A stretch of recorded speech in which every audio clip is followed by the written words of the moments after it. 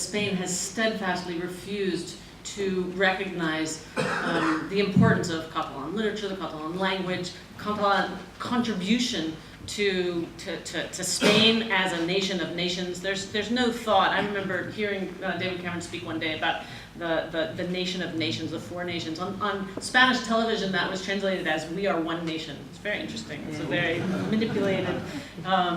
And the investment, there's so many things that they're just like, we're not going to talk to you.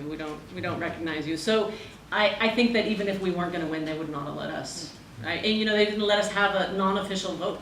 Not in a range. They didn't allow us to have a non-official vote on November 9th. So even if we had won, it wasn't a binding vote. I mean, we've been through years when obviously pro-independence movements or feeling in Catalonia was low. It was around maybe 10-15% of the population.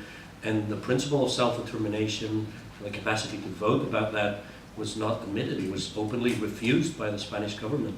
And whenever the polls have gone down below 50%, sometimes significantly, they have steadfastly maintained that no, there's not going to be any vote, whatever the figures are, no vote whatsoever. So I think, don't get it wrong, we have, as Liz said, a very low-key democratic system in Spain, which is going to be very difficult to overcome. I mean, that's one of the reasons why we think that it might have to be unilateral.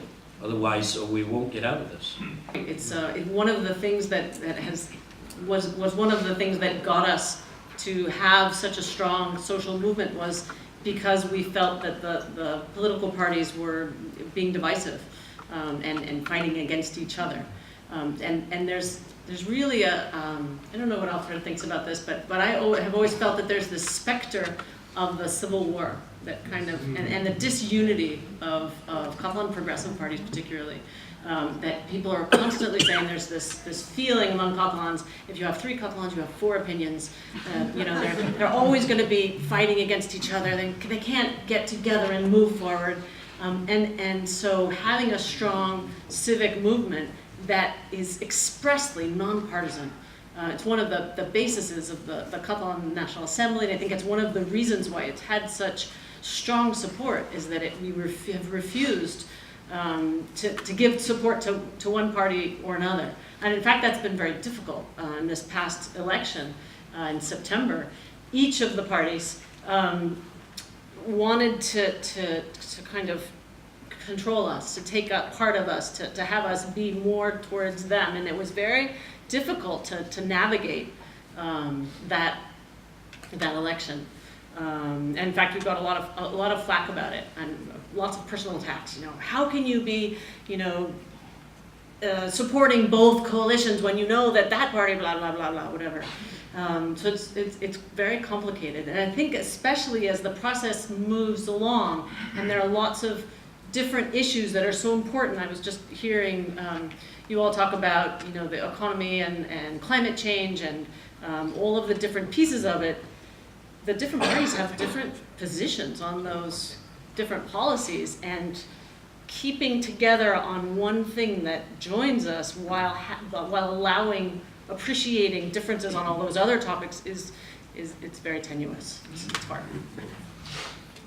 Yeah, just a couple of things on what and essential. Sorry. You just said. Well, about the importance of having a strong grassroots movement with a strong activism and this popular feeling for independence beside political or institutional activity. Yes, I think it is very important. But then again, look, we tend to envy and we tend to long for what we don't have. In politics and in sex, okay? We tend to go after what we don't have. So in Catalonia, yes, we do have this very strong popular movement, but then sometimes we envy you people because you have such a strong party, the SNP, which gathers big majorities, which doesn't have to go into all this infighting with the radical left and with the center to right and with the center to left. And I mean, do you know how many flags we have Like, this gentleman, can you get up for a second, please? Yeah, this is one of the esteladas, the star flags we have. Now we have this one with a red triangle and the yellow star. We have one with a white triangle and the red star and the blue star and the black star. And we have a green one for pro sustainable ecology. And I mean, thank you. It's a big mess. It's really this flag, which we call the estelada, as Liz said. It's 3 Catalans, 4 esteladas, right? We do have this kind of pattern. So I mean, that's why I went into politics in a way, because I thought we should make that step. I was one of the founding members of the Catalan National Congress, as Liz Castro here. But I thought that we had to strengthen institutional politics, otherwise we would never get it. We would all love to have that kind of civic campaign and to have that strong community campaigning for independence. But I think Alfred and politicians would probably love to be in our position, to have a single political force that is the main driving force for independence. So currently there is an electoral pact, the Junts pel Sí, Together for Yes, government that have brought political parties and civic activists and everyone together. But I think we need to realise that obviously our big campaign is coming up as talking about the Both Votes SNP. So lots of people are telling you that independence can be delivered by voting for other political parties. But we've seen what's happened in Catalonia, where the process was almost derailed by a pro-independence party, the CUP, who were at a process where they maybe weren't going to do a deal to put a pro-independence majority government together. So it's very important that we take that message to people in Scotland and say that if they want independence, it's through the SNP and not any other political parties.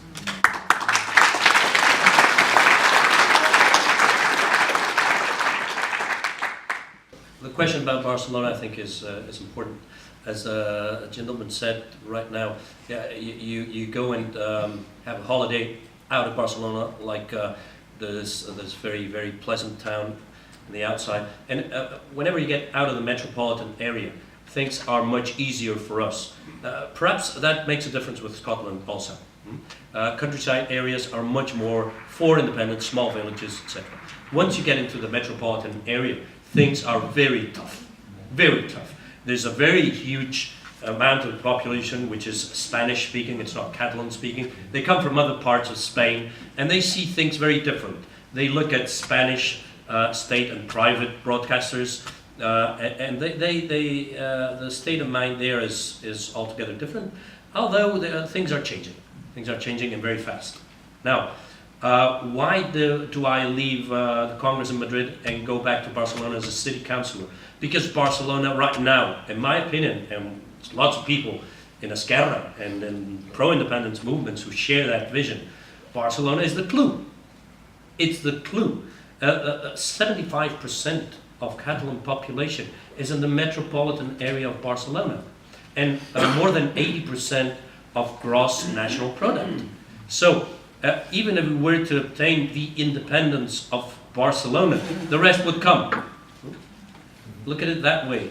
It's the key city. It's a key area. If we get it there, we'll get it everywhere. So we have a very hard job. We're working on that, and yeah, I hope we will be able to change it because of the reality that you pointed out. Let me just add the role of our football team is very important, partly as an ambassador, because everyone knows Barça. There are many fans of Messi and all of the players. They're constantly in the news. They have millions of followers. Sometimes they're not generally outwardly pro-independence because of whatever reasons, but sometimes it slips through. Gerard Piqué, for example, has many times photographed himself at our Diada celebrations on September 11th. And they're also a way of having people realize that Barcelona, Catalonia is somehow different. You can tell there's the Mescal Club, there are things about it. So they're a way of attracting attention to Barcelona as something separate and different from Real Madrid and Spain in general. In terms of immigrants, something like 70% of the Catalan population has one or more parents born outside of Catalonia. It's a lot. There are many expats or immigrants like myself. I'm originally from the United States, but there are people from all over, and there really is a very inclusive community. A lot of it goes around the language. Once you learn Catalan, people open their arms to you. It's this kind of very interesting way of becoming part of the community. And then in terms of the future, you know, where are we headed now? I don't believe that the Spanish government will ever willingly give us a referendum, even if David Cameron should emigrate here and become the Prime Minister. Ever. I just don't see it. I don't think it's going to happen. So we're going to forge ahead. We have a new government, a new coalition, moving forward with what they call the state structures, these 3 very important laws. One, tax collection agency, a social security agency, a law of transitional jurisprudence, as well as what's a really exciting part of this whole process, which is what they call the constituent process, which is everybody getting together to figure out what we want this new Catalonia to look like. Writing down what kinds of laws, what kind of energy policy we're going to have, what kind of education system we're going to have, what kind of redistributive, economic system are we going to have, what are our priorities, and so we're soliciting comments and contributions, participation from all of our members, and I know that the Parliament is doing that as well. And the roadmap, as we call it, is to move forward. Whether or not Spain comes around and says, well, I guess you can vote, you're allowed to ask people what they want. So regardless of what they do, we're moving forward. And if at some point in these next 16, 18 months, however many there are, Spain says, okay, you can vote, we'll vote. We're not going to say no, but we're not going to wait around.